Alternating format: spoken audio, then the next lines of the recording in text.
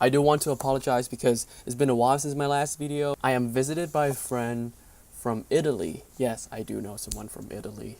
And she's only here for a month, so I want to spend a lot of time with her. So if I don't put out videos like every single day, that's because I'm hanging out with my friend. So Revenge is a very interesting movie. I saw the trailer and I was not impressed. I was not impressed by the trailer. It felt a bit like one of those, like one of those indie movie by someone who just trying to make their movie so sort of artsy, so artistic that it just came out a bit pretentious. I mean, there's a fine line between, being artistic and being just downright pretentious. And, unfortunately, the trailer of this movie kind of fell on the pretentious side. But then there are movie critics and reviewers on YouTube and, just everywhere that I really respect, saying this is one of the best movies this year, and that even Chris Stuckman gave it a minus, which is not an easy task to get an A- from Chris Stuckman. And I was like, oh wow, I feel like I gotta check out this movie now, and I did. I saw it with my cousin and my sister, and oh my god, let me tell you something. This is one of the best movies this year, like without a doubt, one of the best movies this year. This is indie movie at its very best. This film is so good that I tweet about it. I actually went on Twitter and then tweet a mini review about this movie, saying this is one of the best movie experiences I've had in a long time. And the director of the movie, Coralie Fajal, I think that's how you say her name, actually liked my tweet. She liked my tweet. Like, the director of the movie just liked my tweet. I made it. Guys, this is it. This is the last video. I made it. I'm just kidding. Oh, by the way, definitely follow me on Twitter.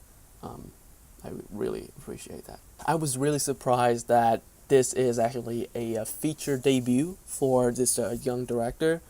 And she did a phenomenal job, man. Like, this is some of the best directing that I have seen this year. It's just there's something so confident and just so unique about her vision for this movie. I mean, she is inspired. I'm sure she is inspired by a lot of classics like Mad Max and Kill Bill. Like, this movie is basically the plot and the character from Kill Bill, plus the setting of Mad Max. And it is far from a pretentious movie. I wouldn't even call this movie art house because it's not really an art house movie. I mean, it got some of these symbolism and really sometimes kind of on the nose metaphors for things. There's just really cool things with like an apple and the ant. But there's also this thing with the phoenix of like this girl being revived and having a second chance of life, kind of like the phoenix being reborn from the ashes. The apple and the ants work. The phoenix, not really. I don't know how I feel about that. But this is far from an art house movie. Story wise, narrative wise, very straightforward.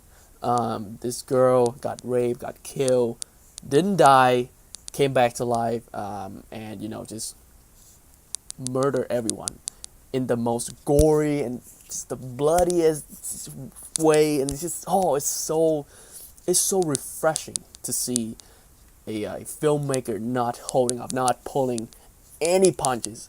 This is some of the bloodiest movie that I've ever seen in my life.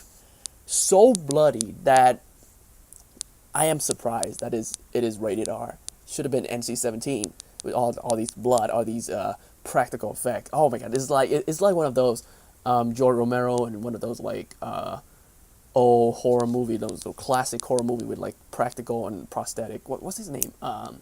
John Carpenter. It felt kind of like those movies. But the thing that I love most about this movie is that the gore is not there for shock value only. There's something really cool was done with the blood. There's all these images of someone following the blood sort of trail, and I thought it was so well done. I can't really get too much into it because I don't want to spoil, I don't want to ruin this movie for you guys. You guys really have to go see it to know what I'm talking about. But there's all these images, all these artistic images that I really enjoy. Being a theater kid, when we got a chance to make an original piece We always try to do something like that. And to see that in a movie, in a film, that was really cool, really, really sweet. Matilda Ann Ingrid Luce, I think that's how you say her name. It's a very long name.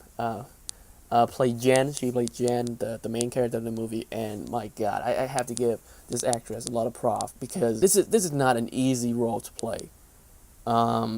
Because there's so many turn and so many change to the character of Jen from the beginning to end, and the way that she went through this tragic event, her character developed. It's just so drastic. Everything just got dialed up to 11 so fast, and being able to play that character that well, it's just so impressive. Like physically, vocally, like emotionally, she pulled it off, man. She pulled it off like a champ. Revenge is one of the best indie movies that I have seen in ages. It got amazing performances, fantastic action set piece. But if you're not, how do I say this? If you're squeamish, right? Maybe stay away. But if you're like me, who enjoyed this gory imagery, you're gonna have a blast. And it is also a very exciting feature debut for a director who seems to know it all, who got potential to be possibly one of the greatest director of all time, because this movie was so well directed. There are parts that kind of reminded me of a Tarantino. If I'm being perfectly honest, there were a lot of scenes that kind of reminded me of Tarantino. I mean, it is very reminiscent to Kill Bill. I mean, definitely. The story and the character motivation, but just the way she helmed that camera, just that, like I was watching, I was like, that felt like a Tarantino shot, and from a director this young and this inexperienced, that my God, that's not easy to pull off, man. Not easy to pull off. I'm gonna give Revenge an 8 out of 10. Some of the symbolism could get a bit hammy, a bit too on the nose.